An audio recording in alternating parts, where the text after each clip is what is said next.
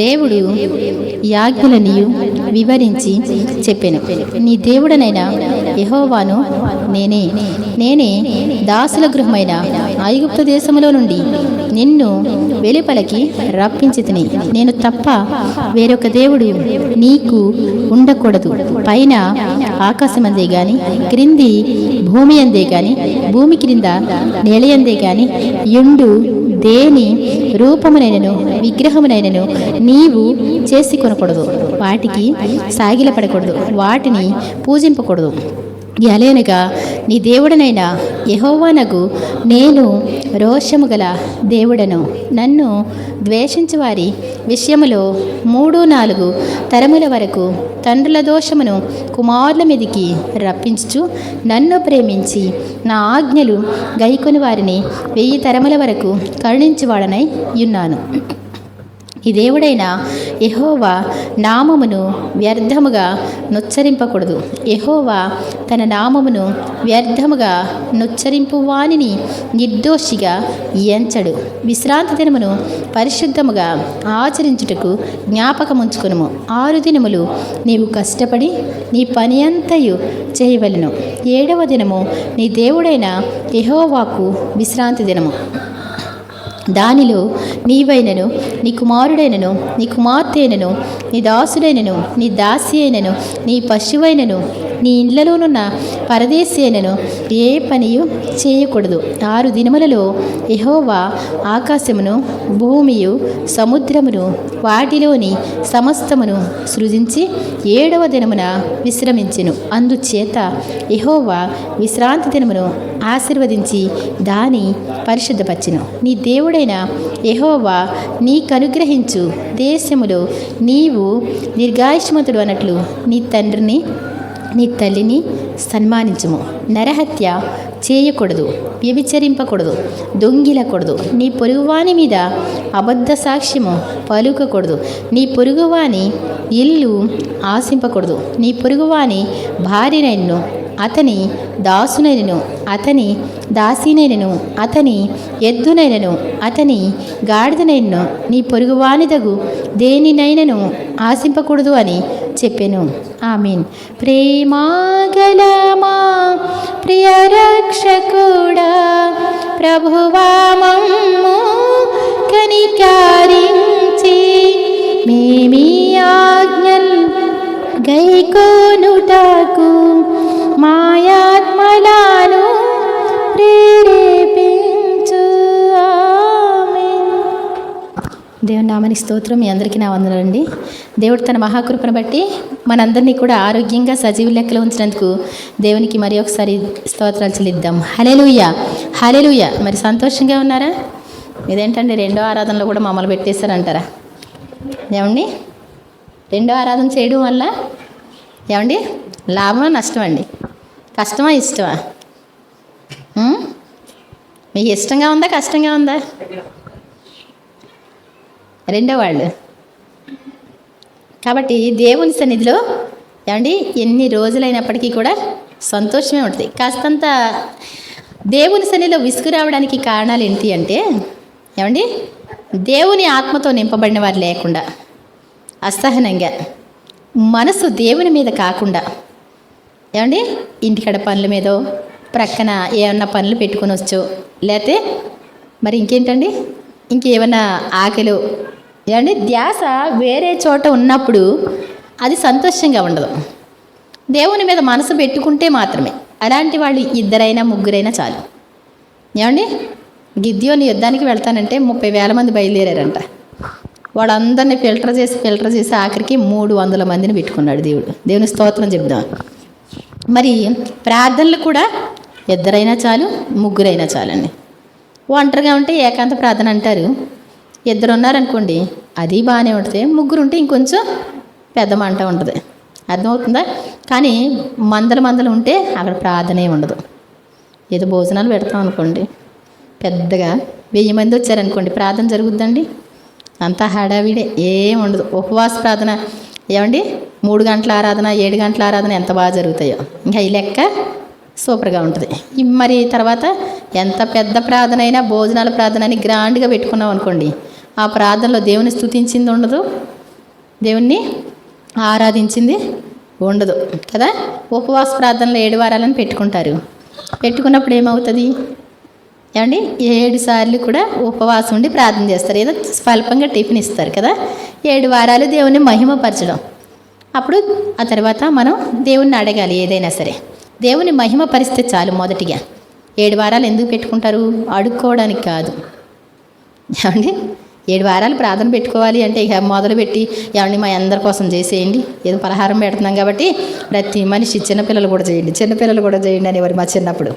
నాకు అర్థమైంది ఏంటి అంటే 7 వారాలు కూడా దేవుని స్తుతిస్తే, దేవుని ఘనపరిస్తే ఏమండి ఇక మనం అడగనవసరం లేకుండానే ఆశీర్వాదాలు వచ్చేస్తాయి. మనం ఎక్కువ పాటలు పాడి దేవుని స్తుతించగలిగితే ఏమండి, ఎక్కువ దేవుని మనం ఘనపరచగలిగితే. మొన్న వెళ్ళామండి, రాత్రి అంతా పాటలు పాడాం. వీళ్ళు ఎవరిని తీసుకెళ్ళాం. మళ్ళీ వీళ్ళందరూ కూడా చిన్న చిన్న పిల్లలు లాంటి వాళ్ళు, మళ్ళీ ఆకలికి తట్టుకోలేరు. వీళ్ళందరూ కూడా ఏదో ఎప్పుడు భోజనం పెడతారా అని చూస్తే లేనిపోయిన సోదా అని చెప్పి వెళ్ళాం. అక్కడ టీ కూడా ఏమీ లేదు, కానీ రాత్రి అంతా ప్రార్థనలో గడిపామండి. దేవుని స్తోత్రం చెప్దాం. 5 వరకు కూడా పాటలు ప్రార్థనలు ఏమండి వాక్యాలతో గడిపాం.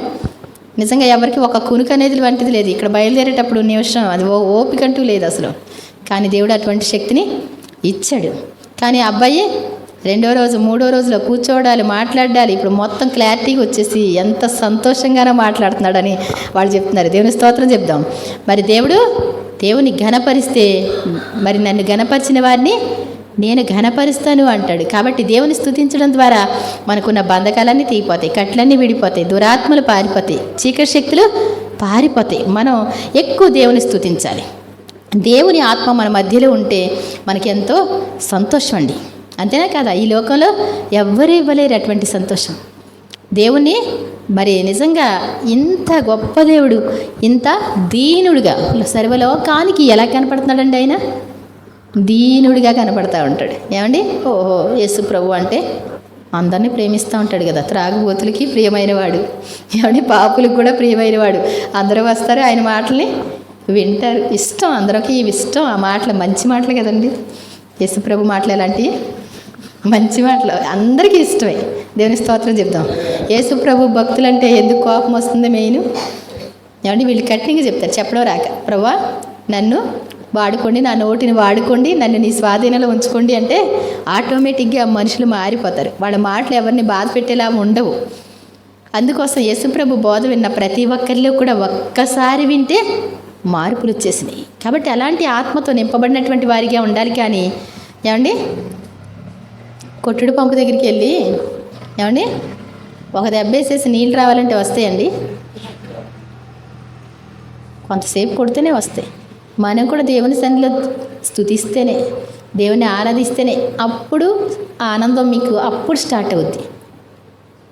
కాసేపు స్తుతించిన తర్వాత మీలో దేవుని ఆత్మ ఉన్నారో లేదో అప్పుడు స్టార్ట్ అవుద్ది ఆనందం. మీరు 1, 2, 3 పాడితే ఇంకా స్టార్ట్ అవ్వదు. స్టార్టింగ్లోనే ఎండింగ్ చేసేస్తాం. అందుకే మన బ్రతుకులు ఎలా ఉంటాయండి? ఏం చేస్తారండి ఎండింగ్ చేసేసి? ఎండింగ్ ప్రార్థన 3 పాటలు పాడతారు, చిన్ని ముక్క ఎంతో కాదు 2, 3 వచనాలు చదివేస్తారు, ముగించేస్తారు. ఆ తర్వాత ఏం చేస్తారు ఏమండి? సోది కావాలి మనకి. సైతాన్ గాడికి ఎక్కువ సమయం కావాలి. దేవుని సన్నిధిలో సమయం గడపలేనటువంటి పరిస్థితి. మనుషులందరినీ చూస్తే ఎంత ఇబ్బంది పడిపోతారో, ఎంత నలిగిపోతూ ఉంటారో.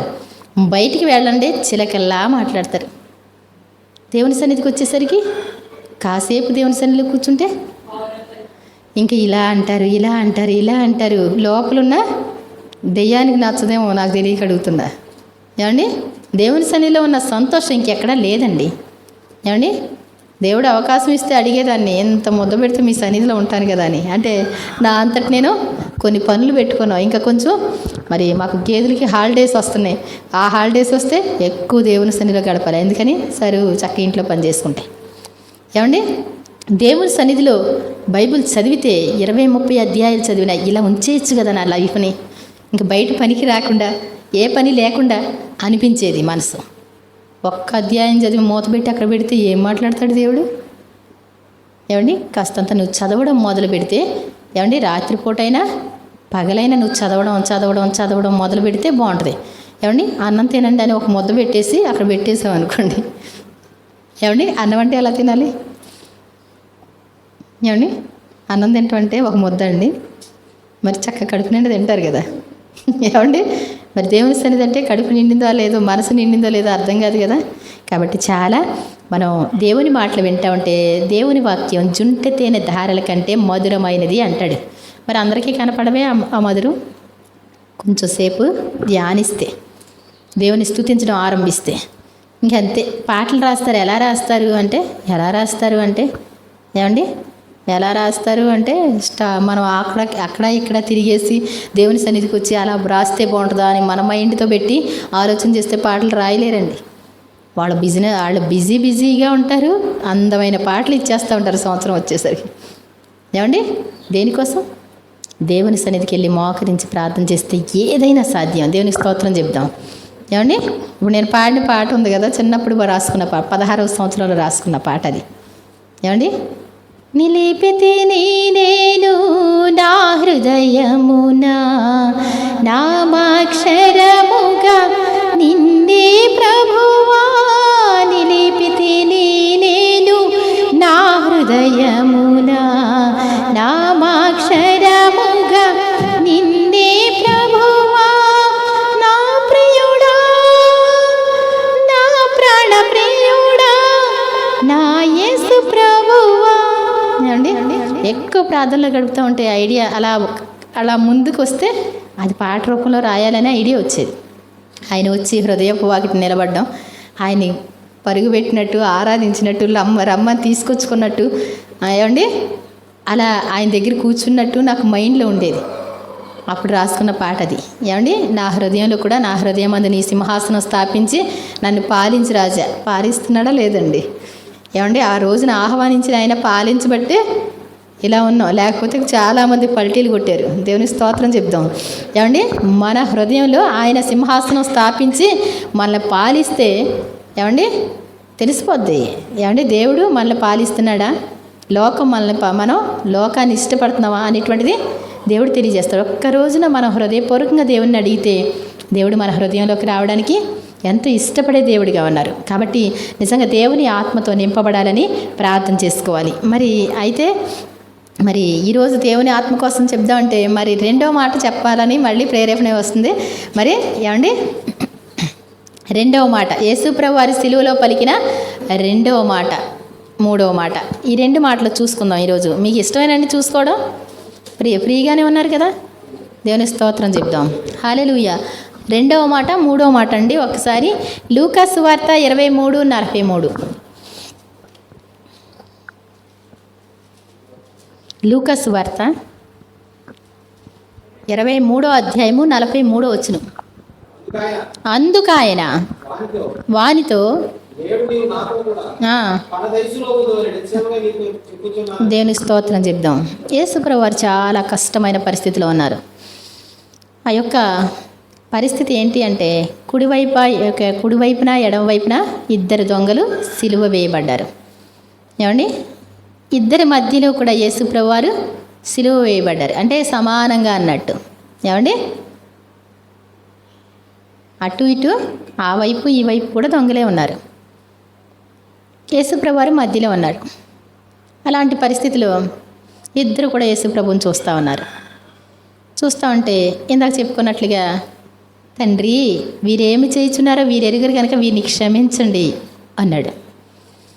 ఏమండి యేసుప్రభు వారు అందరినీ క్షమించాడు. ఆయన క్రిందున్న వాళ్ళు ఎలా ఉన్నారంటే ఇష్టం వచ్చినట్టు మాట్లాడేవాడు. దేవుని కుమారుడంట, ఇప్పుడు దాకా అద్భుతాలు చేశాడంట, ఇంత కష్టం ఎందుకు, ఎంత శ్రమ ఎందుకు, మరి ఇలా మాట్లాడుతూ ఉన్నారు. వాళ్ళు మాట్లాడుతుంటే ఎడం వైపున ఉన్నాడే దొంగ, వాడికి ఒళ్ళు మండుతుంది. కింద వాళ్ళు మాట్లాడుతుంటే వాడు ఎలా ఉంటాడండి, అసలు కిందకి నేనే కనుక కాళ్ళు చేతులు కట్టేయకుండా కింద ఉంటే గనక ఈ సిలువ మీద కన్నా లేకపోతే ఒక్కొక్కడిని నరిగిపడేద్దును, ఒక్కొక్కడిని ఒకే దెబ్బతో చంపేద్దును అన్నట్టు అనుకొని అంటాడు, నువ్వు దేవుని కుమారుడివా? అసలు నీకు అర్థమవుతుందా వాడు అందరూ మాట్లాడే మాట? దేవుని కుమారుడివా నువ్వు? అంటే అంతంత గ్యాప్లో ఉండొచ్చు. నువ్వు దేవుని కుమారుడువా అంటే చేతులు అయితే రావండి, అలా చూస్తా జస్ట్ ముఖం లైట్కి తిప్పుకోవచ్చు వాళ్ళు. యేసుప్రభు వారు అయితే ఆయనకి ముళ్ళ కిరీటం ఉంది కాబట్టి కదలడానికి కూడా కష్టమైన పరిస్థితి, ఆయన కళ్ళు కూడా తెరవలేని పరిస్థితి, ఆ టైపు. వీడు మాత్రం అంటాడు, నువ్వు దేవుని కుమారుడువా? దేవుని కుమారుడు అయితే నిన్ను నీవు రక్షించుకో, మా ఇద్దరిని కూడా రక్షించు ఒకసారి, ఆ తర్వాత ఏడు సంగతి చూస్తా. ఎందుకండి వాళ్ళు అనే మాటలు ఏమాత్రం నచ్చట్లే వాడికి. మనల్ని ఎవరన్నా తిట్టారనుకోండి, మనలో దేవుని ఆత్మ లేదనుకోండి, అప్పుడు ఎలా ఉంటుందండి?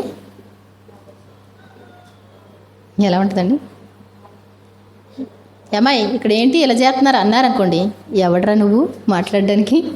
మన లోపల వాళ్ళకంటే డబల్ ఉంటుంది. వీడు అంటాడు, నిన్ను నీవు రక్షించుకొని మమ్మల్ని కూడా రక్షించవచ్చు కదా, రక్షిస్తే ఒక్కసారి కట్లు వెప్పదీసి మమ్మల్ని విడిపించడానికి నీ శక్తి ఉంటే కనుక విడిపించి ఒక్కసారి, అప్పుడు చూపిస్తాయి వీళ్ళందరి సంగతి. ఇష్టం వచ్చినట్టు మాట్లాడుతున్నాడు, చేతగాని ఒళ్ళలాగా సిలువ మీద ఉన్నాడు.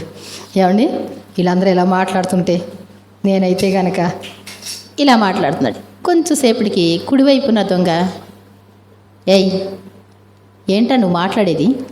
ఆయన ఏం మాట్లాడలే. యేసుప్రభువారు, ఏంట్రా నువ్వు మాట్లాడేది అసలు? నువ్వు దేవునికి భయపడవా? నువ్వు కొంచెం ముందుకు పై చదువుకున్నానా జస్ట్ ఆయనను చూచి ఇంకొంచెం పై నుంచి నీవు దేవునికి ఆ దొంగని గద్దించి, ఎడమవైపు ఉన్నటువంటి దొంగని గద్దించి, ఏయ్ ఏం మాట్లాడుతున్నావు నువ్వు? యేసుప్రభువారేమో సైలెంట్గా ఉన్నారు. ఆయన వాడు ఇష్టం వచ్చినట్టు ప్రగల్భాలు పలుకుతున్నాడు. కింద వాళ్ళు కూడా మాట్లాడుతూ ఉన్నారు, ఆయన ఏం మాట్లాడలా. అప్పుడు ఈ కుడివైపు ఉన్నటువంటి దొంగ,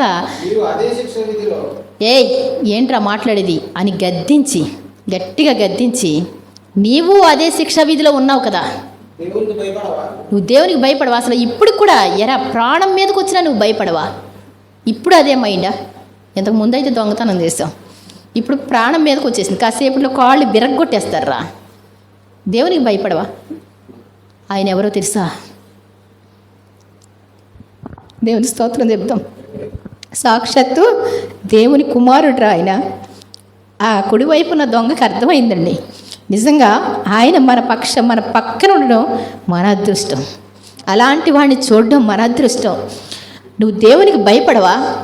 ఆయన చేతకాక నోరు మూసుకొని ఊరుకున్నాడా అని చెప్పి అంటున్నాడు. అప్పుడు మనకైతే ఇది న్యాయమేరా? ఒకవేళ ఆయన చాలా పరిశుద్ధుడురా, ఆయన ద్వారా ఎంతమంది మేలుకున్నారు, మేలు పొందుకున్నారు. ఎక్కడ చూసినప్పుడు కూడా ఆయన పేరు మారుమ్రోగింది, మంచివాడని. కానీ ఈ రోజున ఎంత చేసినా చేతగాని వాళ్ళగా అలా సైలెంట్గా ఉంటే చేతగానితనం అనుకుంటున్నావా నువ్వు? ఆయన దేవుని కుమారుడని, ఆయనకి ఒక రాజ్యం ఉందని ఆయన బోధలు కూడా నేను విన్నా. కానీ ఈ రోజున నా పాపంతో నేను పట్టబడ్డాను. కానీ నిజంగా ఆయనైతే ఏ తప్పు చేయలే. మనకి ఇది న్యాయం. ఇంకా కాసేపులో చచ్చిపోతాం. మన బ్రతుకులు ఇలాగ అయిపోయినాయి, నాశనం అయిపోయినాయి. ఇప్పటికన్నా దేవునికి భయపడాలి కదా మనం. మనుషులకు భయపడడం అనేటువంటిది మన జీవితంలో లేదు. కానీ దేవునికి భయపడవా నువ్వు అని చెప్పి మనకైతే ఇది న్యాయమే. మనం చేసిన వాటికి తగిన ఫలం రా ఇది మనకి. ఆయన అయితే ఏ తప్పిదం చేయలే. ఈయనేం చేశాడు అసలు? ఎప్పుడు చూసినప్పటికీ కూడా మంచి మాటలు చెప్తూ ఉండేవారు. ఎటువంటి వాళ్ళు వెళ్ళినప్పటికీ కూడా ప్రతి ఒక్కరిని విడిపించినటువంటి సాక్ష్యాలు, రక్షించినటువంటి సాక్ష్యాలు. లైఫ్ దుర్భరం చేసుకున్నాం ఇద్దరం కలిసి. ఎంత భయంకరమైనటువంటి లైఫ్గా చేసుకున్నావు మన ఇద్దరం. కానీ మనకైతే న్యాయం రా, ఇంక అయిపోయింది లైఫ్, ఇలా అయిపోయింది. ఆయనకి ఎందురుగా అంత శిక్ష? ఆయనను చూచి యేసు అలా చెప్పి పిలవలేని పరిస్థితిలో యేసు, దేవుని స్తోత్రం చెప్తాం. యేసు అన్న పేరు ఎక్కడ వచ్చినప్పుడు కూడా ఏమండి, ఆ పేరు ఎవరైతే హృదయపూర్వకంగా పలుకుతారో వాళ్ళకి రక్షణ వస్తుంది. యేసు అంటే ఎవరు? రక్షించేవాడా. యేసు నీవు నీ రాజ్యంతో వచ్చేటప్పుడు, నేనైతే ఈ పొరపాటులో ఉన్నాను, తప్పుల్లో ఉన్నాను. కానీ యేసు నీ రాజ్యంతో వచ్చేటప్పుడు నువ్వు రాజ్యంతో వస్తావు. మనుష్య కుమారుడు తన దూతలతో కలిసి ఆయన దూతలతో కూడా వస్తాడు. ఈ వాక్యాలు విన్నాడేమో, తన బ్రతుకును మార్చుకోలేకపోయాడేమో. కానీ యేసు నీ రాజ్యంతో వచ్చేటప్పుడు ఒక్కసారి ఇలా జ్ఞాపకం చేసుకుంటే చాలను అలా అన్నాడండి. అనగానే యేసుప్రభు వారు ఎటువంటి బాధలో ఉన్నారు, ఎంత శిక్షలో ఉన్నారు. ఇందాక చెప్పుకున్నాం, చాలా కష్టమైన పరిస్థితి, చాలా వేదనకరమైనటువంటి పరిస్థితి, తను తాను ప్రోత్సహించుకొని మాట్లాడుతున్నటువంటి పరిస్థితి, ఒక్క మనిషిని కూడా పోగొట్టుకోనటువంటిది యేసు ప్రేమ. ఏమండి, ఈ చిన్నవారిలో ఒక్కడు కూడా నశించడం నా తండ్రి చిత్తం కాదు, నాశన పుత్రుడు తప్ప అంటాడు. ఏమండి, నాశన పుత్రుడు వాడు వెళ్ళవలసిన మార్గంలో పోతున్నాడు, వాడికి వ్రాయబడిన ప్రకారం వాడు వెళ్ళిపోతున్నాడు. కానీ మనిషి కుమారుని ఎవరైతే అప్పగిస్తారో ఆ మనిషినికి శ్రమ, వాడు పుట్టకుండాని ఎడ వాడికి మేలు అంటాడు. కానీ ఈ సిలువలో ఉన్నాడే దొంగ, ఏమండి ప్రభు యేసు అంటే ఏమండి ఎక్కడికి వెళ్ళిపోయాడండి? దేవుని స్తోత్రం చెప్దాం. అసలు పశ్చాత్తాపంతో నిండిపోయి తట్టుకోలేని పరిస్థితిలో దుర్భరమైన జీవితం అనుభవించాం. మనం దేవునికి భయపడకుండా ఇంత దారుణమైన పని చేసాం అని చెప్పి యేసు నీ రాజ్యంతో వచ్చేటప్పుడు ఒక్కసారి నన్ను జ్ఞాపకం చేసుకుంటావా? ఏమండి, ఆయన చనిపోయి తిరిగి లేస్తాడని కూడా నమ్మే ఉంటాడు. ఒకవేళ తన మహిమతో వస్తాడని నమ్మాడు, అతను సువార్త అంతా నమ్మాడు. కానీ ఒక్కటి పశ్చాత్తాపం అనేటువంటిది లేకుండా పోయింది కాబట్టి మళ్ళీ తన జీవితాన్ని కొనసాగిస్తూ ఉన్నాడు. కానీ ఆ బోధ ఒక్కసారి తన జీవితంలో మరలా గుర్తొచ్చింది. తన మహిమ గల మరి దేవదూతలతో కూడా ఆయన వస్తాడు, అప్పుడు అందరినీ ఆయన తీసుకువెళ్తాడు అన్న మాట గుర్తొచ్చి నన్ను కూడా గుర్తు చేసుకుంటారు ఒకసారి. వెంటనే ఆయన పెదవి కదపలేని పరిస్థితిలో కూడా ఏమన్నాడండి? నేడే నీవు నాతో కూడా పరదేశిలో ఉంటావని నిశ్చయముగా నీతో చెప్పుచున్నా. దేవుని స్తోత్రం చెప్దాం. నిశ్చయముగా అంటే నిజముగా, నిజంగా చెప్తున్నాను. మనం చేయగలమండి అలాంటి పనులు ఎప్పుడైనా? ఏమండి, మనం చాలా కష్టంలో ఉంటే ఎవరైనా కష్టం, ఇప్పుడు ఆకలితో అల్లాడిపోయిన పరిస్థితి. కానీ ఒక అమ్మాయి వచ్చి ఏమండి ఆకలేస్తుందండి, మీ ఇంట్లో ఏమైనా ఉందండి అందనుకోండి. సపోజ్ మనకేమో బాగా ఆకలి, ఇప్పుడు ఏమంటారండి? ఎలా ఉంటుంది? నీదేమో బాగా ఎక్కువ ఆకలి, వాళ్ళది కొంచెం తక్కువ. వాళ్ళు బాగానే ఉన్నారు యాక్టివ్గా. వచ్చి అడిగితే బాగా ఆకలిస్తుంది నువ్వు ఏమని చెప్తావు? ఏమీ లేదమ్మా, ఎక్కడి నుంచి వస్తుంది? ఏమండి, ఒక టెన్షన్ ఏదో ఉంది ఇంట్లో, ఏదో గొడవ. ఎవరన్నా వచ్చి ఏ అమ్మా ఎలా ఉన్నారు, బాగున్నారా? బాగానే ఉంటాం అంతా, వీళ్ళకి ఖాళీ. ఏమండి, మన మాట తీరు ఎలా ఉంటుంది? ఇదే విధంగా ఉంటుంది. కానీ యేసుప్రభు వారు ఆ సిచ్యువేషన్ ఎలా ఉందండి?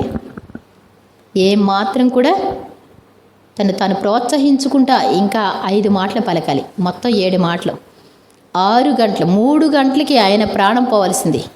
మనకలాంటి వాళ్ళం అయితే అప్పుడే చనిపోతాం కూడా. ఏమండి, ఎందుకని? మత్తు కోరుకుంటారు, విశ్రాంతి కోరుకుంటారు. కానీ ఆయన ఎప్పటి వరకు అంటే లాస్ట్ మినిట్, ఆ టైము కూడా కరెక్ట్గా 3 గంటలకి ఆయన తన శరీరంలోంచి బయటికి రావాల్సిన టైం వరకు తాను ప్రోత్సహించుకుంటూ ధైర్యంతో అలా ఉండి నేడే నీవు నాతో కూడా పరదేశిలో ఉన్నావు. ఈ ముగ్గురిని మనం చూస్తే కనుక ఎడమవైపున దొంగ, కుడివైపున దొంగ యేసు ప్రభువారు. ఏమండి, ఎవరి పాత్ర నచ్చింది మీకు?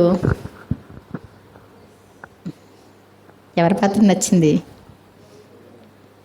ఏమండి, దేంట్లోనైనా ఫస్ట్ సెకండ్ ఇవ్వాలి కదండి, న్యాయం కదండి. ఏమండి, ఫస్ట్ కోరిక సెకండ్ కోరిక కూడా ఇవ్వాలి కదా. ఏమండి, ఫస్ట్ యేసు ప్రభువారండి, ఆ తర్వాత కుడివైపు ఉన్న దొంగ, అంతేనా కదా? ఏమండి, థర్డ్ ప్రైజ్ లేదు ఇక్కడ. ఏమండి, థర్డ్ ప్రైజు ఉంటే బాగుండు. మరి ఏమన్నా కొంచెమన్నా వాడి మాటలకి, కుడివైపు ఉన్న దొంగ మాటలకి వీడి కూడా కొంచెం అయ్యో అంటే బాగుండు. ఏమండి, అలా లేకుండా ఏమైపోయాడు? యేసు ప్రభుని బట్టి మనం నేర్చుకోవాల్సింది, ఆయన అంత కష్టంలో ఉన్నప్పటికీ కూడా మరి సహాయం చేసేటువంటి ఏమండి ఆ యొక్క బుద్ధి సహాయం చేస్తూనే ఉంటాడు ఆయన ఇప్పుడు కూడా. దేవుని స్తోత్రం చెప్దాం. సహాయం చేయడానికి వచ్చాడు. అంత సహాయం చేసిన రకరకాల మాటలు చెప్తున్నారు ఇప్పుడు. ఏమండి, అసలు చేయకపోతే ఇంకేంటండి? అంత సహాయం చేసిన, అంత ప్రాణాన్ని ధార పోసినప్పటికీ కూడా కాబట్టి నిజంగా మనం సువార్త ప్రక్కన వాడి ఫ్రెండ్. ఒకవేళ ఒక విషయం చెప్తున్నా, ఇప్పుడు నేను సరు ఫ్రెండ్, ఇద్దరు ఒకేసారి పట్టబడ్డారు వాళ్ళు.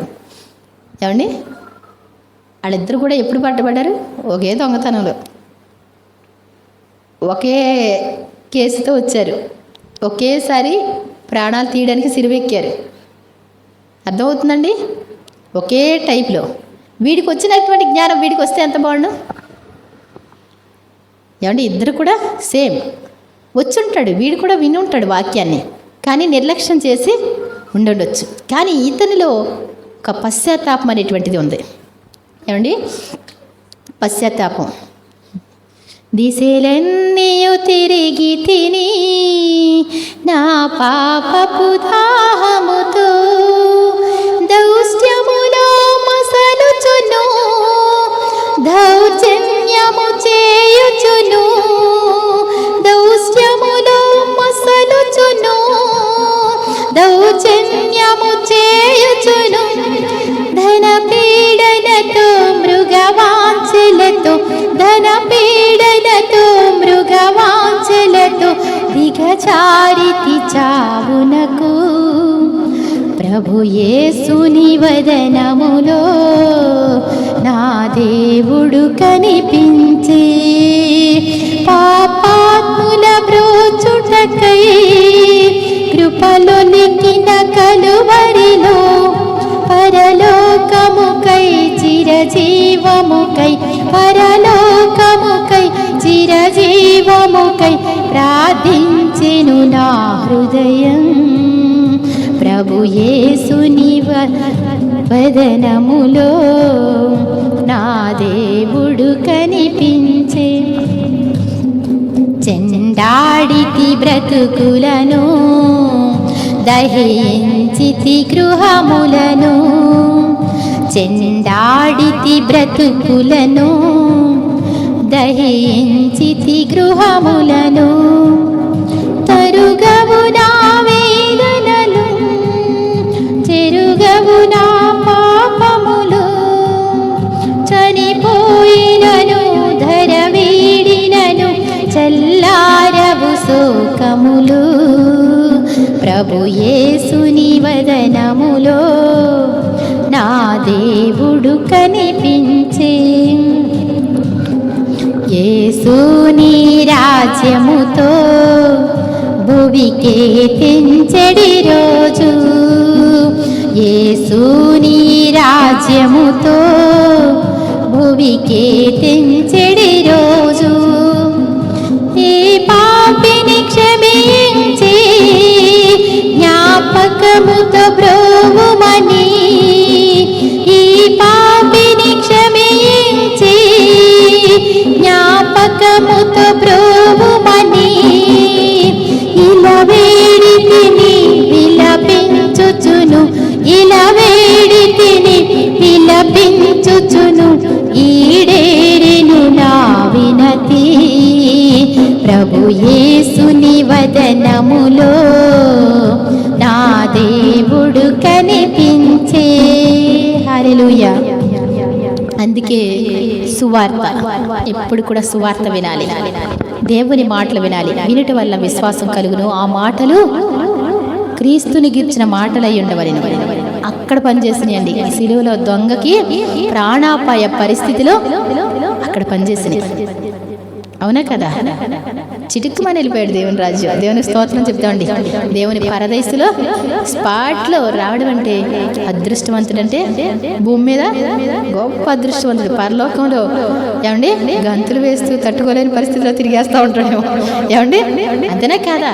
నరకంలో సైతాని గాడి చేతిలో ఏమండి కీలు బొమ్మలాగా ఆడినటువంటి తను ఒక్కసారి ఏమండి సైతాన్ చేతిలోంచి విడిపించబడడం ఏంటి? ఏమండి ఒక పావురంలా మారిపోయాడు. సర్వమని పరలోకానికి వెళ్ళిపోవడం. దేవుని స్తోత్రం చెప్దాం. ఎంత అద్భుతమైనటువంటి జీవితం. దానికి ముందున్నటువంటి జీవితానికి మధ్య తేడా ఏంటి అంటే ఒకే ఒక పశ్చాత్తాపం. ఏమండి యేసు ప్రభు కోసం ఆలోచిస్తే అందుకే అంటాడు, ఎవరైనా సరే ఒంటరిగా కూర్చొని దేవుని కోసం ఆలోచించారంట. బిజీ షెడ్యూల్లో ఉంటే కుదరదండి, మనుషుల్లో ఉంటే కుదరదండి. ఒంటరిగా దేవుని కోసం ఒంటరిగా ఆలోచిస్తూ ఉంటే దేవుడు మనకు సహాయం చేస్తాడు. ఒంటరిగా ఉంటే ఆయన ప్రేమను మనలో నింపుతాడు. అప్పుడు సమయానుకూలంగా ఏమండి అప్పుడు ఆ కేక పెట్టాడు అనమాట అండి. మరి యేసు ప్రభు ముఖం చూస్తే దేవుళ్ళని అనిపించాడు, క్షమించేవాళ్ళ అనిపించాడు. ఆయనకి రాజ్యం ఉందని అర్థమైంది. ఆయన క్షమిస్తాడు తప్పకుండా అడిగితే, ఓకే అంటాడు అనుకుంటే తను హృదయవాంఛని ఎరిగినటువంటి దేవుడు ఒక్క మాట అడగగానే ఏమన్నాడు? చక్కటి సమాధానం, అలాగేలే అన్నాడండి. అలాగేలే అన్నాడా? నేడే ఇప్పుడే అంటే ఈరోజు మీరు అయిపోతారు, నేను అయిపోతా, వెళతాం. నేడే పరదేశకు వచ్చేస్తావు. దేవుని స్తోత్రం చెప్తాం. నిశ్చయముగా నీతో చెప్తున్నా, దేవుని దగ్గరికి వచ్చి అడిగిన వాళ్ళు హృదయపూర్వకంగా అడిగితే స్పాట్లో జవాబు వస్తాయి. హృదయపూర్వకంగా, అంతేగాని పై ప్రార్థనలకు కుదరవండి. అది పై ప్రార్థనలు అసలు కుదరవు. మన హృదయపూర్వకంగా వచ్చి కన్నీటితో ప్రార్థన చేస్తే కానీ అలాంటి ప్రార్థనలు గమ్మున రావు మనకి. ఏమండి, నేను చాలా కష్టంలో అనిపించింది నాకు ఒకసారి. మనసులో ప్రార్థన చేస్తే బాగుండు అనిపించింది. గబగబా చర్చిలోకి వచ్చాను. వచ్చిన తర్వాత మరి ఎవరన్నా వింటే బాగోదని చెప్పి పాటలు ఆన్ చేశాను. గట్టిగా ఏడుస్తా ప్రార్థన చేశా. ఈ ప్రక్కన తడికిలన్నా పెట్టించుకునేలా సహాయం చేస్తారా? తడికిలు పెట్టించుకోవడానికి కూడా నాకు కష్టంగా ఉంది. తడికిలు పెట్టించండి. ఏడుస్తా అన్న, తడికిలన్నా పెట్టించండి. అందుకే తడికిలి ప్లాన్ అనుకున్నా. ఏమండి, తడికిలి ప్లాన్ అంటే తడికిలి ప్లాన్ అయ్యిందండి. ఆ ప్రక్కన తడికి పెట్టమంటే తడికి ఎందుకు అక్క అంటాడు సాగరం. ఏమండి, నేను అడిగింది దేవుణ్ణి రేకుల షెడ్ ఇది కాదండి. ఏమండి, దేవుణ్ణి హృదయపూర్వకంగా అడిగితే ఎన్నాళ్ళున్న పని ఎవరి పరిస్థితులు ఒకరోజు పైకి వెళ్ళి వేదనతో ఉంది హృదయం, కరెక్ట్గా ట్యూన్ చేయబడింది హృదయం. వెళ్ళి ప్రార్థన చేస్తా, ఒక్కసారి ఆన్ చేస్తే ఆ ప్రార్థన కరెక్ట్గా దేవునికి ఆన్ అవుతుంది, కరెక్ట్గా ఆన్ అవుతుంది అని చెప్పి రికార్డింగ్ చేసుకొని చిన్న ఫోన్లో ఈరోజు నేను చేస్తున్నటువంటి ప్రార్థన ఈ మే నెలకి అప్పటికి ఎలివేషన్లు అవలా, ఏమండి పెట్ట కూడా అవలా, పెయింట్లు ఏమీ వేయలే, చూస్తారు వెళ్ళిపోతారు అందరూ. 1,20,000 1,50,000 ఇలా చెప్తారు. ఒకడైతే చుట్టూ చూసి ఇది ఎప్పుడు అవుతుంది నా మొహం వెళ్ళిపోతున్నాడు అంతే బండి ఎక్కి. ఇదేంటిది చూసి పోనీ ఇంత అవుద్దమ్మా రోజు చేద్దామమ్మా, ఏమీ లేవండి. ఏమండి, కనీసం ఒక 30,000 40,000 అంటే రంగంలో దిగుదాం అనిపిస్తుంది నాకు. ఏమండి, పోనీ లైన్ పెట్టుకోండి, మొత్తం తెచ్చుకొని చేస్తాం, కూలి ఇవ్వండి అంటలే ఎవరు. ఒక 1,50,000 అవుద్ది అంటారు. అప్పుడు నాకు అసలు 1,50,000 అంటేనే కళ్ళకు కనపడలేదండి. అలాంటి పరిస్థితి. అసలు ఎలా చేశాను ఆ ప్రార్థన పెట్టుకొని వింటే అర్థమైంది. పెయింట్లతో సహా ఎలివేషన్ పెట్ట కూడా అవశ్యంగా మీరు కట్టాలని వాక్యంలో ఉంది. అవశ్యం అన్నారు మీరు. ఎవరైనా గొప్పకుని పిల్లలు ఎక్కేస్తున్నారు, గొప్పకుని ఏదన్నా అయితే కనుక ఇంక ప్రార్థనలే జరగవు. ఏమండి, ఆ ఇల్లును కూడా వదిలేయమంటాడు. పెట్టగోడ మీద నుంచి పెట్టగోడ కట్టకపోవడంలో ఎవరైనా ఇల్లు ఎక్కి పడిపోతే చనిపోతే ఆ ఇంటికి దోషం అంటండి, ఇంకా అందుట్లో ఉండకూడదు. వాక్యంలో ఉంది అది. అందుకోసం ఆ పెట్టగోడ లేకపోతే మరి మీరే అన్నారు కదా, మీరే కట్టించండి, పెయింట్లు కూడా వేయించండి అంటే చెప్తేనమ్మా నా దగ్గర ఏమి ఉండే కావు. నాకు ఆ రోజు ఎవరి కాళ్ళకి కూలీలకైనా సరే ఆ రోజు చిల్లర పైసలతో సహా పెడితే మళ్ళీ తెల్లారి వచ్చేది. అలాగే దేవుని స్తోత్రం చెప్దామండి. పెద్దన్నయ్య వచ్చి మొత్తం అంతా కూడా అస్సలు లేని పరిస్థితిలో వద్దు పని ఆపిస్తే బాగుండు అనిపించేది నాకు. నవ్వుతూ ఉండేవాడు, ఈ పెయింట్ తెమ్మనేవాడు. చిన్ని పెయింట్ బుడ్డిది చేస్తే 2,000 పడేది. నల్లిగిపోతున్నట్టు ఉండేది లోపల నాకు. కానీ పనులన్నీ కూడా మెల్లిగా సమకూడి జరిగించేశాడు. హృదయపూర్వకంగా చేసినటువంటి విజ్ఞాపన ప్రార్థనలో ఏమండి తప్పకుండా వాటికి ఏం చేస్తాడు దేవుడు? రమ్మంటామండి, అందనే రమ్మంటాం. పాపం ఫలావులు తయారు చేస్తాం, పెడతాం.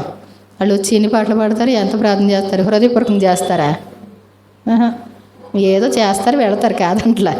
కానీ హృదయపూర్వక ప్రార్థన ఎవరిది కావాలి? నీది నాదే కావాలి. ఎవ్వరికి వాళ్ళు హృదయం కుమ్మరింపబడే వరకు కూడా ప్రభువా నన్ను నీ ఆత్మతో నింపండి, ఈరోజు ఈ సమస్య నుంచి విడిపించబడడానికి మీరు మీ ఆత్మతో నింపి నాలోకి రండి నాయనా, నేను ప్రార్థన చేసేలా నాకు సహాయం చేయండి అంటే టక్మని మారిపోద్ది. 1 సంవత్సరంలో నువ్వుగా ఉండవు. దేవుని స్తోత్రం చెప్దాం. అది రోగమైనా, ఆర్థిక ఇబ్బంది అయినా, పరిస్థితి అయినా. ఏమండి, నరకానికి పోయేవాడు పరలోకి వెళ్తే లేదు, కానీ మనకేంటండి ఇదంతా? ఏమండి, నరకానికి టికెట్ ఇంకేముందండి? ఒక 2-3 గంటల్లో చనిపోయి నరకానికి వెళ్ళిపోతారు లెక్క. కానీ అలాంటి వాడే ఆ ప్రార్థనతో ఏమండి కొంచెం ధ్యానం చేసుకొని మనసులో కొంచెం ఆలోచిస్తే దేవుడు అంత సహాయం చేస్తే మనకు చేయడండి తప్పకుండా చేస్తాడు. గుర్తుపెట్టుకోవాలి, మనం కుడివైపున్న దొంగల మనిషి రూపంలో ఉన్నప్పుడు అలా ఉండాలి. ఒకవేళ నడుచుకోవాలంటే యేసు ప్రభువుల సమయం వచ్చినప్పుడు ఆయన వలె మనం ఏం చేయాలి, మాదిరి ఉంచిపోయాడు అన్నాడు. మనకు కష్టంలో ఉంటుంది, అయినప్పటికీ కూడా మనం ఎదుటి వాళ్ళకి హెల్ప్ చేయాలి. చేయగలిగిన హెల్ప్ తప్పకుండా మనం చెయ్యాలన్నమాట అండి. అంతేగాని నాకు కుదరదు, నేను వదిలేస్తున్నాను అంటానికి కుదరదు. ఒకవేళ అబ్రహాము విజ్ఞాపన ప్రార్థన చేస్తాడండి. ఏమండి, అబ్రహాము విజ్ఞాపన ప్రార్థన వాళ్ళ తమ్ముడి కోసం. మోషే గారు అంటాడు, నా పేరు జీవగ్రంథంలోంచి తుడిచిపెట్టేసేయండి. ఈ ప్రజలను కనికరించకపోతే ఆ ప్రజలు చేసింది చిన్నదనుకుంటున్నారా?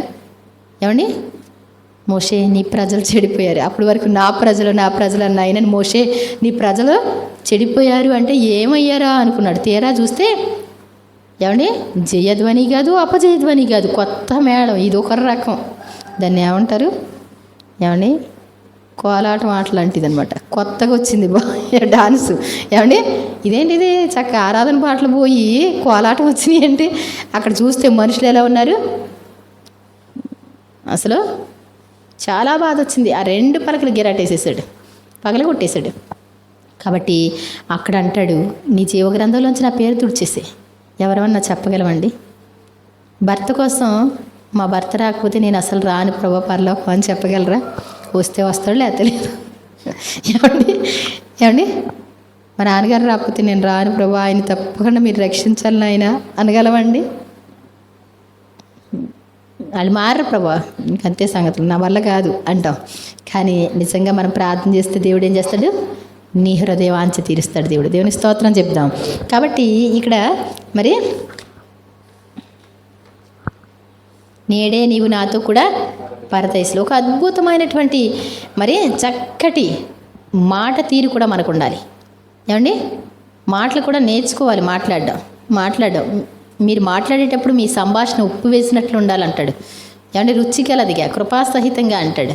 అంతేగాని ఎప్పుడు కూడా మనకి రెబ్బలో అదే సూపర్ అనుకున్నాం అనుకోండి, దానివలన దేవుని దగ్గర మనకు మేలు పొందుకోలేమన్నమాట. అలాగే సామెతలు 21-23 టకటక చదవండి. సామెతలు 21-23. ఇంకొకళ్ళు 24-10 కూడా తీసుకోండి. కొందరు 21-23.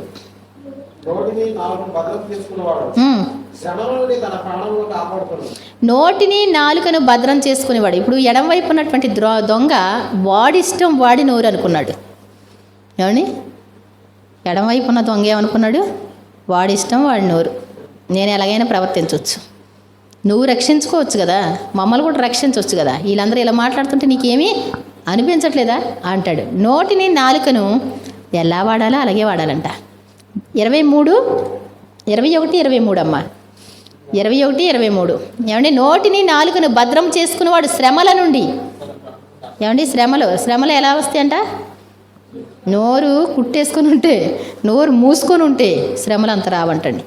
నోరు తెరవడం వల్లనే ఏమవుతుంది, శ్రమలు వస్తాయి. శ్రమలు ఎందుకు వస్తున్నాయి, మన నోరే చాలా జాగ్రత్తగా నోటిని ఏం చేయాలి, జాగ్రత్తగా వాడాలి, యేసు ప్రభులా వాడాలి, మేలు కోసం వాడాలి.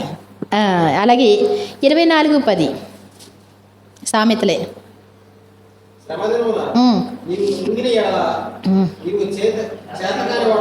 ఇక్కడ చూడండి, శ్రమ దినాన కృంగితే, యేసు ప్రభు రక్షించడానికి వచ్చారు. ఇక్కడ యేసు ప్రభు వారిది ఇది. శ్రమ దినాన కృంగితే నేను ఇంకా సహాయం చేయలేనులే అంటే ఏమైపోయినట్టు, చాతకంతనం అయిపోద్ది.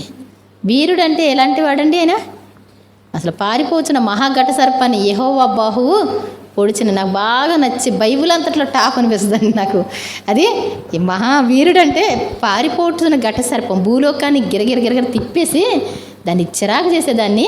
ఏమండి అది ఎవరికి దొరకకుండా అందనటువంటి దాన్ని దేవుని చెయ్యి ఏం చేసింది, దేవుని చెయ్యి అంటే ఎవరు, యేసుప్రభు వారే. దేవుని బాహు అన్న పదం కాడ మీరు యేసుప్రభు పెట్టుకోండి. ఏమండి ఆయన బాహు ఆయనకి సహాయం చేసినట్టే యేసుప్రభు వారే. కుమారుడన్నా బాహు అన్నా ఆయన దూత అన్నా ఎవరు, యేసుప్రభు వారే. పారిపోతున్న ఘట్ట సర్పం యేసుప్రభు శిలువలో పడేసరికి వాడికి ఏదో మంట పుట్టుండదు, పారిపోతున్నాడు. ఏమండి ఆయన ప్రాణం పెట్టి కేక వేసేసరికి వాడు ఏమైపోయాడు, ప్రాణం పెట్టేస్తే అయిపోయిందండి అంది. అప్పుడు వరకు ఏమైనా చేదన్నా చిరకనేగానే కొంచెం చప్పరిస్తాడేమో, చిన్న విషయంలో కూడా టెస్టింగ్లు వస్తాయి మనకి. ఆఖరి టైంలో కూడా కోల్పోతారేమో అని చూస్తూ ఉంటారు. ఇక ప్రాణం పోయిందనుకోండి, వదిలేసామనుకోండి, ఏమైపోయినట్టు? ధర్మశాస్త్రం నుంచి వేరైపోయినట్టే లెక్క. ఇక అయిపోయింది, మరి టైం ఆఫ్ అయిపోయినట్టే, గేమ్ గెలిచిపోయాడు అక్కడ. కాబట్టి చాలా జాగ్రత్త, నోటిని నాలుకని భద్రం చేసుకోవాలి. ఇక్కడ శ్రమదినం మన కృంగితే చేతగాని వాడు అవుతావు. కృంగలేదు యేసుప్రభు వారు. చివరి మూమెంట్ వరకు కూడా ఆయన రక్షించే వాళ్ళని రక్షించాడు. మనం కూడా ఏం చేయాలి? మన ప్రాణం ఉన్నంత వరకు కూడా మన బంధువుల్లో ఎవ్వరు కూడా తప్పిపోకుండా ఉండడం కోసం వాళ్ళ కోసం ప్రార్థన చేయాలి. ఎవడైనా వ్యతిరేకి కనపడితే వాడిని దూషించడం కాదు, కానీ వారి కోసం ప్రార్థన చేయాలి.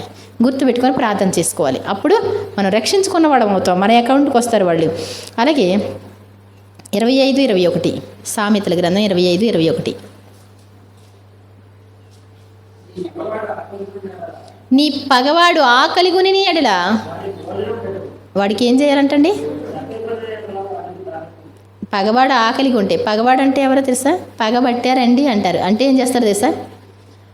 వాడు ఆకలేస్తుందమ్మ, చాలా బాగోలేదు అంటాడు. తిన్న తర్వాత దీన్ని ఎలాగేం చంపేయాలనుకుంటాడు. అది పగ. ఏమండి? పాముకి పాలు పోసి పెంచితే అది ఏం చేస్తుంది? కాటేస్తుంది. వీడు కూడా ఏం చేస్తాడు? ఇంకంతే, దీన్ని ఎలా చంపుదామా అన్నవాడు, ఆకలేస్తుంది, అన్నం ఉందామా అడగడం కూడా రాదు, అన్నం ఉందా? ఉంది బాబు అని పెట్టాలంట. నీ పగవాడు ఆకలిగా ఉంటే వానికి ఆహారం పెట్టు, తప్పిగా ఉంటే దాహం ఇవ్వు. అలా చేస్తే గనక అతని తల మీద నిప్పులు కుప్పగా పోస్తావు. అంటే పరిశుద్ధాత్మతో నింపుతావు అతన్ని. అతనిలో మారు మనసు వస్తుందంట. మనం అనుకుంటాం ఇంకా రకరకాలుగా చేస్తాడేమో, వాడికి పెట్టేది ఏంటి, ఏమండి, వాడికి పెట్టేది ఏంటి అనుకుంటాం. కానీ మనం ఏం చేయాలంట? మన కొట్టేవాడు ఎవరన్నా ఉన్నారనుకోండి, పిల్లలు ఉన్నారు, ఏమండి, చిన్నప్పుడు ఒక అమ్మాయి ఉండేది లావణ్య అని. ఒకదానికి పడలేదు ఇంకో పిల్లకి. అదేం చేసింది? మహాదోల. దోల దొండకాయలు అంటే నేను ఎప్పుడు చూడలేదు. దోల దొండకాయలు తీసుకొచ్చి డస్క్లో పెట్టింది. ఏమండి, నిజంగానే అబద్ధం కాదు. దోల దొండకాయలు తీసుకొచ్చి డస్క్లో పెట్టింది. పాపం ఎలా చేయబెట్టి బాక్స్ పెడతాం కదా, ఏమండి, బాక్సులు కానీ ఏమైనా పెట్టుకుంటాం, బుక్స్ పెట్టుకొని తీసుకున్న తర్వాత ఈ ఏదో ఇలా అందగా బోలు ఏదో వచ్చింది దురద అన్నట్టు ఇటు ఇటు ఇటు అందంతే. ఇంకా గీకడం మొదలు పెట్టేసి గౌన్ అంతా గీకేస్తుంది. ఇంకా మొత్తం అంతా, ఏమండి, గౌన్ కూడా లేపేసి గీకేస్తుంది బాగా దురద. వాటిని చూస్తే నాకు వచ్చింది, ఏమండి, ఆ ఎడమవైపున దొంగలా వచ్చింది. నువ్వు కూడా దాంట్లో పెట్టేసి దోల దండకాయలు తీసుకొచ్చి అనేసి అన్న. అయ్యి బాబాయ్, ఆ అమ్మాయి అంటే తెలియక చేసిందేమో, మనం చేయకూడదు కదా. ఏమందండి, వాళ్ళు పూజలోళ్ళే. ఆ అమ్మాయి తెలియక చేసింది, కానీ మనం అలా చేయకూడదు కదా. పాపమ్మ అలా చేయకూడదు, ఎంత బాధ ఇది అంటుంది. చిన్నప్పుడు పిల్లలకి నేర్పిస్తే, ఏమండి, మనం ఎలా ఉండాలంటే సహించుకోవాలంట. ఆ మంచితనాన్ని బట్టి దేవుడు వాళ్ళు ఎక్కడ ఉన్నారో ఏంటో తెలియదులేండి, అది 3వ తరగతి అనుకుంటారు. ఏమండి, మరి దేవుడు మంచి లైఫ్లు ఇస్తాడు. మంచి మాట, మంచితనం అనేటువంటిది ఎక్కడుందో అదంతా యేసు ప్రభువుకి సంబంధించింది. వాళ్ళు ఎక్కడ పూజలు చేస్తా ఉన్నా వాళ్ళలో కొన్ని మంచి లక్షణాలు ఉన్నాయనుకోండి, తప్పకుండా రక్షింపబడతారు వాళ్ళు. గుర్తుపెట్టుకోండి, మంచిది అనేటువంటిది ఎవరిది? యేసు ప్రభుదే. అది ఆ చెడ్డంతా తీసేస్తాడు, తర్వాత తీసేసి ఆయన మార్చుకుంటాడు అనమాట. అందుకోసం పగవాడు ఆకలిగా ఉంటే ఆహారం పెట్టాలి, దప్పిగా ఉంటే దాహం ఇవ్వాలి. వాళ్ళ దేవునికి దగ్గర చేసినట్టు అవుతాం. అలాగే 18:21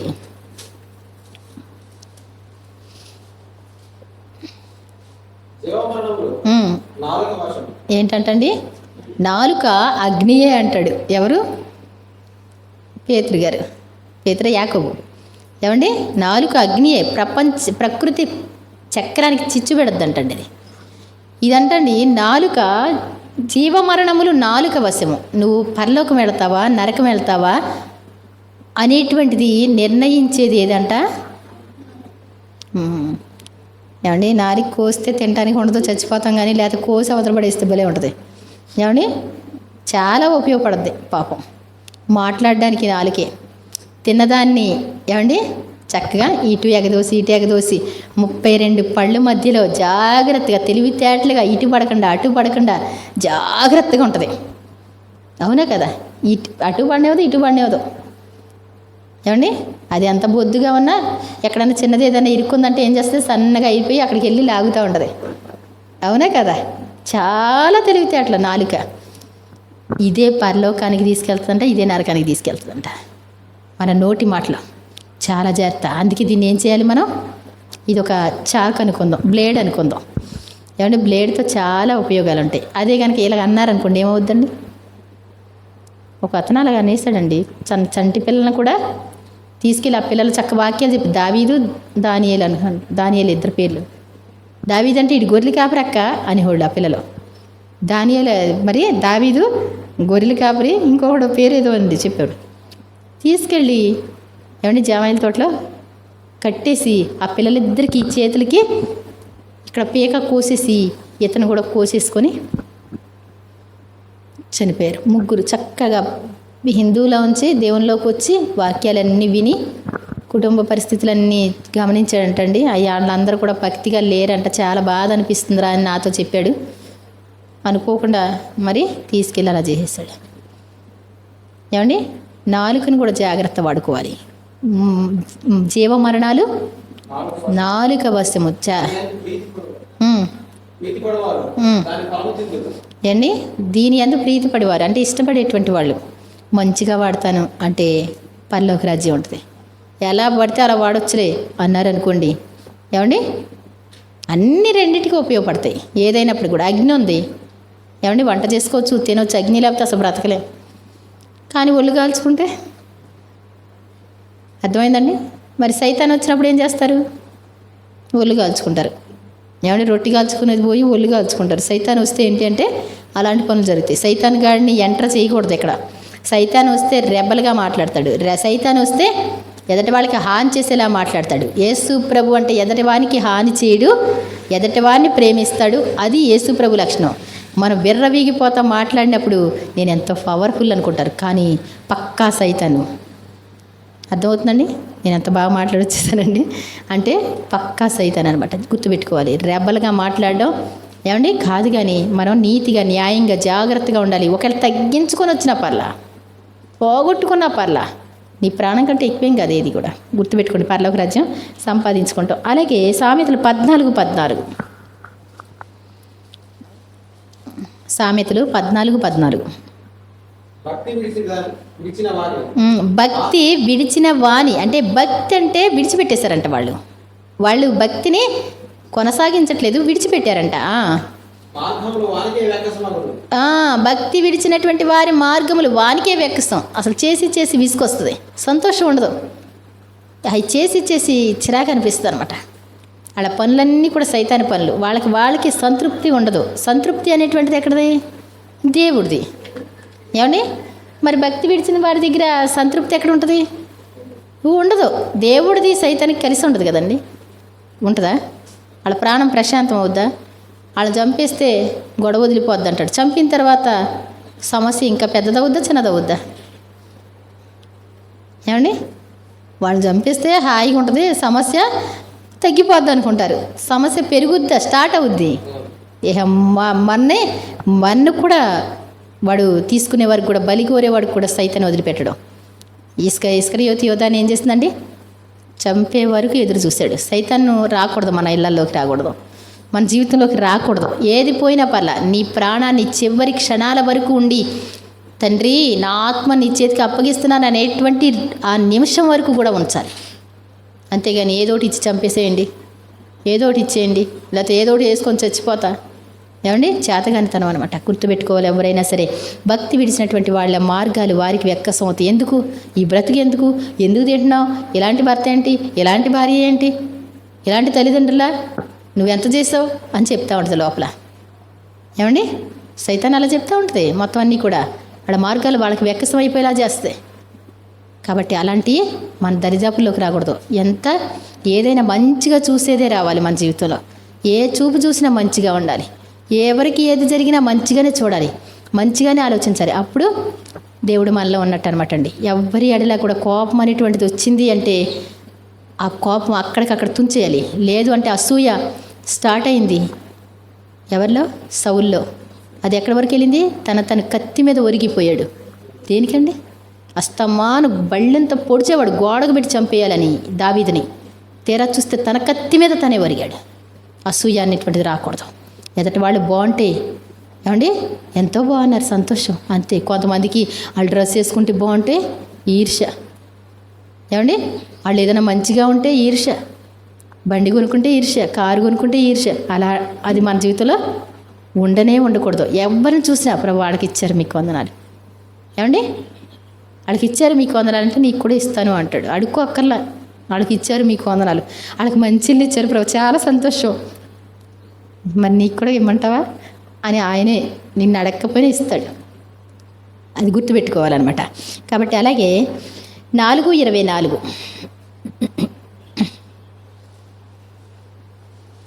సామెతలు, మూర్ఖపు మాటలు కోపం వచ్చినప్పుడు ఎలా ఉంటుందండి? మూర్ఖపు మాటలే వస్తాయి, పనికిరాని మాటలు వస్తాయి, పనికి మాలిన మాటలు వస్తాయి. ఎవరికైనా అంతే, మీకైనా అంతే, నాకంతే. కానీ మన బండి కండిషన్గా ఉందనుకోండి, అప్పుడు ఎలా ఉంటుంది? సైలెంట్గా చూస్తాం, అవునా కదా? మూర్ఖపు మాటలు అంటే ఏంటి? ఎందుకు వచ్చిన బ్రతుకు, అదే నేను చెప్పేది పక్కన అంటాడు సైతాన్ గాడు. ఏమండి అదే నేను చెప్పేది, ఇప్పుడు వచ్చావు, లైన్కి వచ్చావు, ఇంకెందుకు వచ్చింది? అసలు 2 ట్యాబ్లెట్లు వేస్తే వెళ్ళే పోతావు, ఎందుకు వచ్చింది ఎంత ప్రయాస? ఏమండి 2 ట్యాబ్లెట్లు పడేసుకో, గొడవ వదిలిపోద్ది, అంతేనా కదా? వీళ్ళ దగ్గర ఉండాలా ఏంటి నమ్మకం? అసలు బ్రతకాలా ఏంటి? ఎంత కష్టంగా బ్రతకాలా? ఇదొక బ్రతికేనా? నిజమే, ఇదొక బ్రతుకు కాదు. నువ్వు అనుసరిస్తూ ఉంటావు. ఆడేమంటాడు? అబ్బాబాలే వింటుంది ఏమండి మా బిడ్డ చాలా బాగా అర్థం చేసుకుంటుంది అంటూ ఉంటాడు. కాబట్టి ఏం చెయ్యి? మూర్ఖపు మాటలు నోటికి రానియకము, పెదవుల నుండి కుటిలమైన మాటలు. అంటే అదో లోపల ఒకటి ఉంటుంది, బయట ఒకటి. అది డేంజరే. లోపల ఉన్నదే బయటికి రావాలి కదా. లోపల ఒకటి పెట్టుకొని పైకి ఒకటి అంటే రోగం ఎంతసేపు ఉండదు, బయటకు వస్తుంది తర్వాత, అవునా కదా? కాబట్టి చాలా జాగ్రత్త. మనం లోపల ఒకటి బయట కొట్టుకోకూడదు. హృదయంలో అంతరంగంలో సత్యాన్ని కోరుకునేవాడు ఆయన. లోపల అదే ఉండాలి, బయటికి అదే ఉండాలి. మాట్లాడాము అంటే ఎలా ఉండాలంట? సేమ్ అది ఇది ఒకటే, లోపల నుంచే వచ్చింది అన్నట్టు ఉండాలి. లేనప్పుడు ఒక మాట మాట్లాడతాం, వచ్చిన తర్వాత ఇంకో రకం మాట్లాడతాం. ఏమండి అలాంటి మాటల వలన దేవునికి దూరం అయిపోతాం. చాలండి. తర్వాత 6:2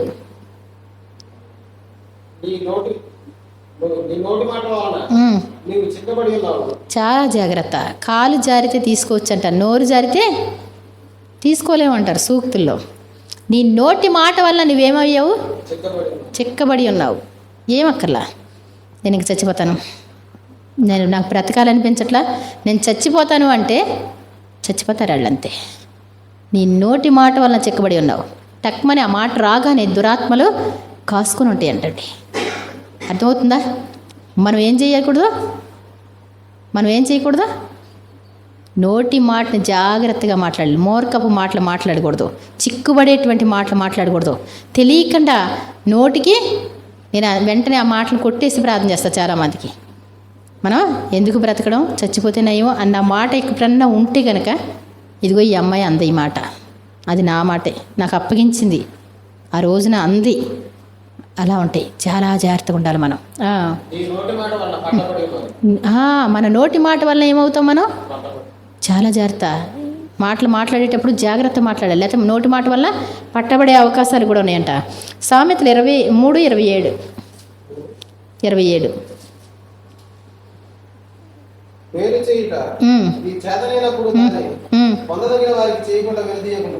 చూడండి, మేలు చేయడం అనేటువంటిది నీకు వచ్చు, నువ్వు చేయగలవు. యేసుప్రభువారు ఇప్పుడు ఏం చేయగలరు? ఓపిక తెచ్చుకొని దొంగను రక్షించగలరు. ఏం చేశాడు ఆయన? రక్షించేశాడు. మనం కూడా చేతనైనప్పుడు ఏం చేయాలండి? పెట్టాలి. ఎవరైనా టీ తాగాలనుకున్నారనుకోండి, మా దగ్గర పాలు ఉన్నాయి, ఏమండి మనం పెట్టగలం. అయినా సరే మనం ఏం చేస్తామండి? మనకి ఎందుకు వచ్చిందిలే. కానీ మనం వాళ్ళు ఇష్టపడ్డారు అన్నప్పుడు ఎలా ఉండాలి? మనం చెయ్యాలి. మేలు చేయడం నీ చేతనైనప్పుడు పొందదగిన వాడు ఉంటే ఇచ్చావనుకో. మంచంలో ఉన్నప్పుడు నీ కూతురు తీసుకురాదు, ఏమండి కోడలు తీసుకురాదు. అమ్మ టీ పోతే బాగుండు అనుకుంటూ ఉంటారు కదా. కానీ నువ్వు అందరికీ పెడతావు కదా, అప్పుడు ఏం చేస్తాడు దేవుడు? ఆర్డర్ వేస్తాడు. మంచి భక్తి పర్రాలు కోడలు అనుకోండి, వాళ్ళే టీ పెట్టి తీసుకొస్తారు, అత్తయ్య తాగుతాగని, ఏమండి. కాబట్టి మేలు చేయడం నువ్వు చేతన ఇప్పుడు చేస్తే తర్వాత ఆటోమేటిక్గా నీ జీవితంలో దేవుడు ఎప్పుడూ వస్తుంది అది నీకు. నువ్వు కష్ట సమయంలో కూడా నీ దగ్గరికి వచ్చేస్తుంది. గుర్తుపెట్టుకోవాలన్నమాట. అలాగే 6:29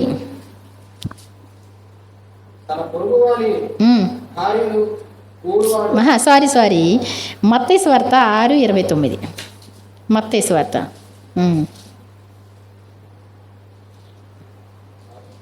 29 27 చూడు, సరిగ్గా దిద్దాను. 27 అనుకుంటా. మీ శత్రువులను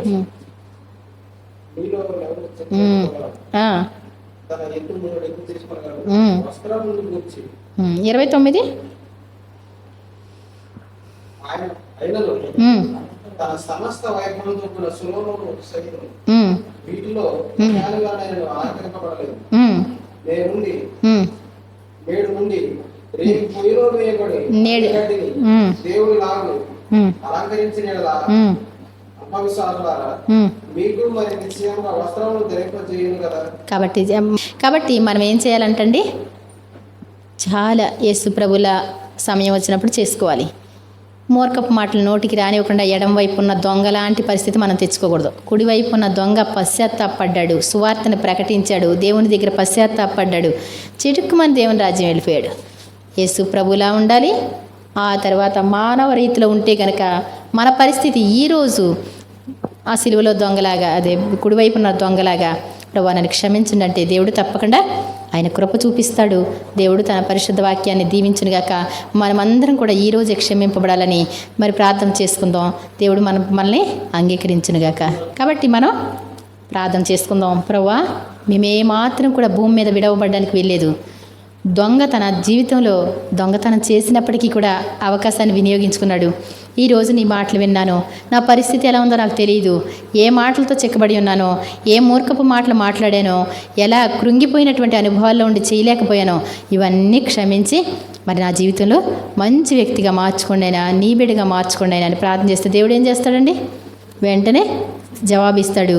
నేడే నీవు నాతో కూడా పరదేశంలో ఉంటావని మరి వెంటనే అతనికి చెప్పింది మాట మనకి వస్తుంది. మరి ప్రార్థన చేద్దాం. దేవుడు తప్పకుండా నిన్ను రక్షించడానికి ఇష్టపడుతున్నాడు.